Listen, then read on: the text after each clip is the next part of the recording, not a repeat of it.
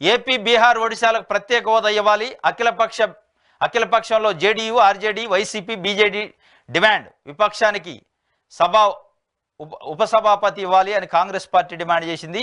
మొత్తానికైతే ప్రత్యేక హోదా ఏపీ, బీహార్, ఒడిశాలకు ప్రత్యేక హోదా ఇవ్వాలని చెప్పి ముక్త కంఠంతో ప్రతిపక్ష పార్టీలను డిమాండ్ చేసింది. కానీ విచిత్రంగా ఏపీకి వచ్చేటప్పటికి తెలుగుదేశం పార్టీ డిమాండ్ చేయటం కాదు, మౌనంగా ఉంది. వైఎస్ఆర్సీపీ అడుగుతున్నప్పుడు తెలుగుదేశం పార్టీ కూడా డిమాండ్ చేస్తే తప్పే ఉంది. మేము వస్తే రాష్ట్రాన్ని అభివృద్ధి చేస్తాం, మేమే ఈ రాష్ట్రానికి దిక్కు అని చెప్తున్నారు.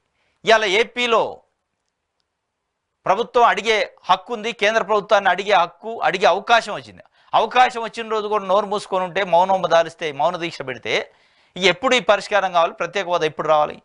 ఒకవైపు జేడీయూ, ఎల్జేపీ ప్రభుత్వంలో భాగస్వాములు అయ్యిండు కూడా వాళ్ళు డిమాండ్ చేస్తున్నారు. ఎన్డీఏ కూటమిలో భాగస్వాములు వాళ్ళు కేంద్రంలో.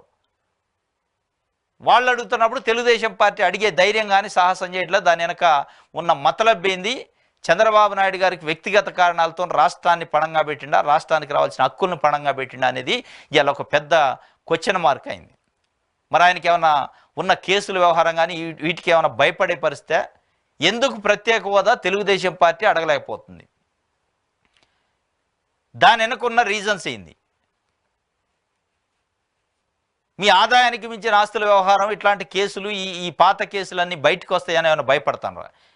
ఒకవైపు నితీష్ కుమార్ 12 ఎంపీలతోని కూటమిలో భాగస్వామి ఉండి కూడా ఆయన డిమాండ్ చేసి అడుగుతుండు. ఎల్జేపీ కేవలం 5 ఎంపీ స్థానాలు ఉన్నాయి, వాళ్ళు డిమాండ్ చేసి అడుగుతున్నారు.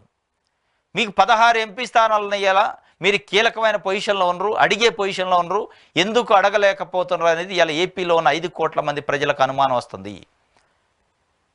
అటు తెలుగుదేశం పార్టీ ప్రత్యేక హోదా విషయంలో పూర్తిగా చేతులు ఎత్తేసినట్టే అర్థమవుతుంది.